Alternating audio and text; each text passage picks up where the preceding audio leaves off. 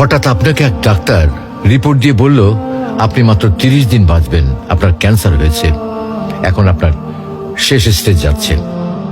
এটা শুধু আপনি জানেন, আপনার পরিবার কিংবা বন্ধু বান্ধবরা কেউ জানে না। এখন এই রিপোর্ট পাওয়ার পরে আপনি বাসায় গেলেন, প্রতিদিনের মতো আজকেও আপনার বাবা আপনাকে বকাঝকা শুরু করলো, তোকে দিয়ে কিচ্ছু হবে না, সারাদিন কোথায় থাকিস তুই, অকাজের ছেলে, ইত্যাদি ইত্যাদি। এই মধ্যবিত্তের বাবার যেমন হয় আর কি। তখন কি প্রতিদিনের মতো আজও আপনি তর্ক করা শুরু করবেন, নাকি প্রাণ ভরে বাবার বকাগুলো শেষবারের মতো আরেকবার শুনে নেবেন? হঠাৎ আপনার মা এসে আপনাকে বলল, নে বাবা ভাতটা খেয়ে নে। আপনার মনে হবে এই বুঝি আপনার মায়ের শেষ হাতের খাওয়া, আপনি আর বাঁচবেন না।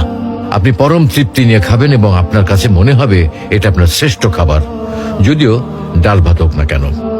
আপনি বের হলেন, পুরনো এক বন্ধুর সাথে দেখা, আপনি যাকে মোটেও সহ্য করতে পারেন না, সব সময় তার সাথে কথা কাটাকাটি হয়, আজকেও সে আপনাকে কিছু কথা শুনিয়েও দিল। আচ্ছা, এখন কি আপনি তার সাথে তর্ক শুরু করে দেবেন? মোটেও না। আপনি হয়তো তাকে জড়িয়ে ধরবেন এবং বলবেন, দোস্ত ভালো থাকিস। আচ্ছা জানেন, আমরা এখন মৃত্যুর কথা ভাবতেই চাই না, এ থেকে আমরা পালিয়ে বেড়াতে চাই। কিন্তু যদি আপনি ভাবেন যে আজই আপনার শেষ দিন, তাহলে দেখবেন সবকিছুই আপনার কাছে ভালো লাগছে। তাই ইগো ছেড়ে দিন, ইনশাল্লাহ আপনার মন ভালো হয়ে যাবে।